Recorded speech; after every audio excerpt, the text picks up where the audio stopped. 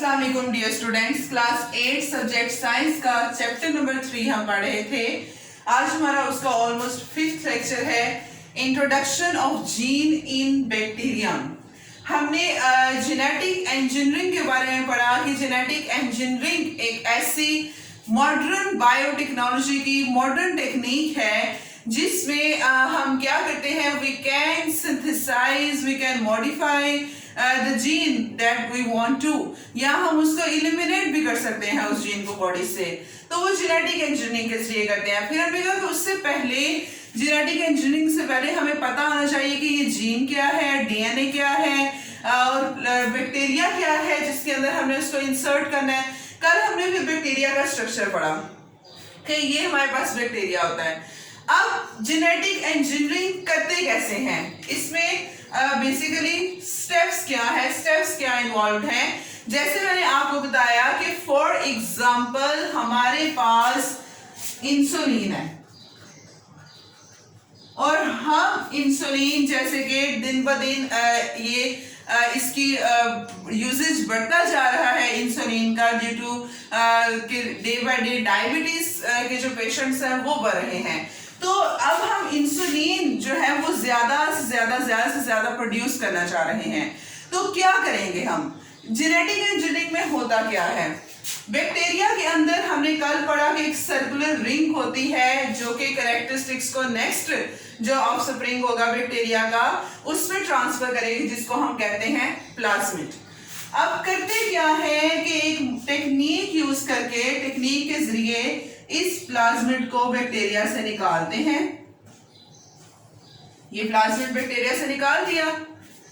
अब क्या होता है कि जैसे इंसुलिन का जीन अब ह्यूमंस में पाया जाता है, हम में इंसुलिन का जीन पाया जाता है। एक पर्टिकुलर पार्ट ऑफ क्रोमोसोम लेते हैं, फॉर एग्जांपल ये हमारे पास क्रोमोसोम है और इस क्रोमोसोम पे यहां पर हमारे पास जो है वो इंसुलिन का जीन है। अब जाहिर है क्रोमोसोम के ऊपर तो डिफरेंट सेगमेंट्स है ना, जहाँ पे डिफरेंट जीन्स प्रेजेंट होंगे।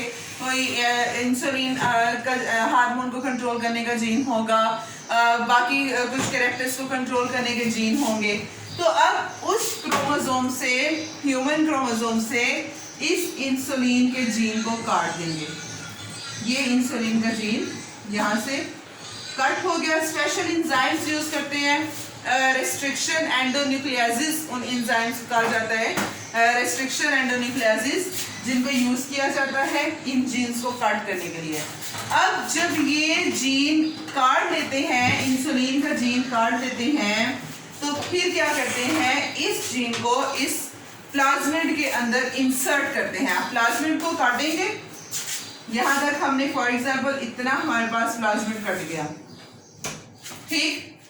अब उस प्लाज्मिड में ये जो जीन हमने काटा है, जो सेपरेट किया है, जिसको हम जीन ऑफ इंटरेस्ट भी कह सकते हैं, उस जीन ऑफ इंटरेस्ट को उस प्लाज्मिड में इंसर्ट कर देंगे। अब मतलब हमारे पास प्लाज्मिड में डीएनए बैक्टीरिया का भी है और साथ हमारे पास जीन ऑफ इंटरेस्ट भी है। जो जीन हम प्रोड्यूस ज्यादा करना चाह रहे हैं तो वो भी हमारे पास आ गया है।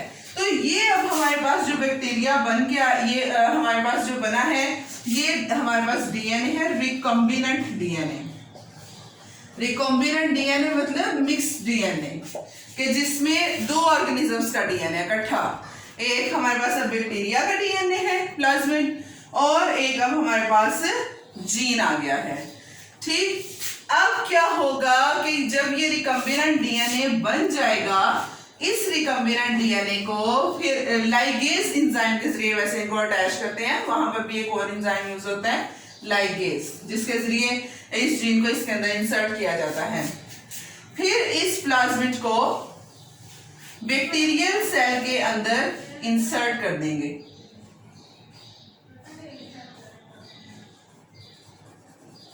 ये बैक्टीरियल सेल के अंदर इस प्लाज्मिड को इंसर्ट कर दिया। अब बैक्टीरिया, जैसे आपको कल बताया था कि बहुत तेजी से डिवाइड करता है, बहुत तेजी से मल्टीप्लाई करता है बैक्टीरिया। अब जब ये बैक्टीरिया मल्टीप्लाई होगा तो जाहिर है इसका जो प्लाज्मिड है वो भी डबल। फिर ये नेक्स्ट ऑफस्प्रिंग जो बैक्टीरिया है उसमें चला गया प्लाज्मिड, रिकॉम्बिनेंट डीएनए के साथ, उसमें जीन आ गया। फिर फर्दर ये जो सेल्स हैं ये फिर फर्दर दो में डिवाइड होंगे। फिर फर्दर हमारे पास जो है इंसुलिन प्रोड्यूस होगी। जाहिर है प्लाज्मिड बढ़ते जाएंगे, इंसुलिन के जीन भी बढ़ते जाएंगे क्योंकि वो इस प्लाज्मिड के अंदर है। फिर फर्दर ये दो में डिवाइड होंगे और इस तरह से जब एक बैक्टीरिया बहुत सारे बैक्टीरिया में डिवाइड हो जाएगा तो एट द एंड क्या होगा, हमारे पास अब इंसुलिन की अमाउंट ज्यादा हो गई है क्योंकि अब बैक्टीरिया ज्यादा हो गए हैं। फिर उन सब बैक्टीरिया से इंसुलिन निकाल ली जाती है और फिर इस तरह से एक शॉर्ट टाइम में मिनिमम टाइम में और रिसोर्सेज को भी यूज करके तो फिर हम यील्ड बहुत ज्यादा ले लेते हैं। इस तरह से ये जो है वो इंसुलिन बनती है।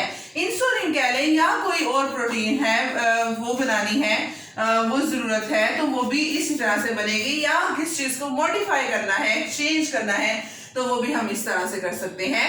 तो ये बेसिकली जेनेटिक इंजीनियरिंग के जो है वो स्टेप्स होते हैं कि पहले बैक्टीरिया से प्लाज्मिड निकालते हैं, फिर जो क्रोमोसोम है वहां से स्पेशल जीन निकालते हैं, फिर उनको जो है वो लाइगेज के जरिए कनेक्ट करते हैं, अटैच करते हैं एक दूसरे के साथ, मिक्स डीएनए बन जाता है, रिकॉम्बिनेंट डीएनए।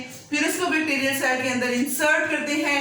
जो बैक्टीरिया डिवाइड मल्टीप्लाई करता जाता है तो उसमें जो जीन्स है जाहिर है वो भी मल्टीप्लाई करेंगे, प्लाज्मिड भी मल्टीप्लाई करेगा और इस तरह से एट द एंड जब एक बैक्टीरिया बहुत सारे बैक्टीरिया में मल्टीप्लाई हो चुका होता है तो उन सब बैक्टीरिया सेल से इंसुलिन या कोई और जीन जो हम बनाना चाह रहे हैं वो निकाल लिया जाता है और फिर उसको इंडस्ट्री में मार्केट में यूज करते हैं।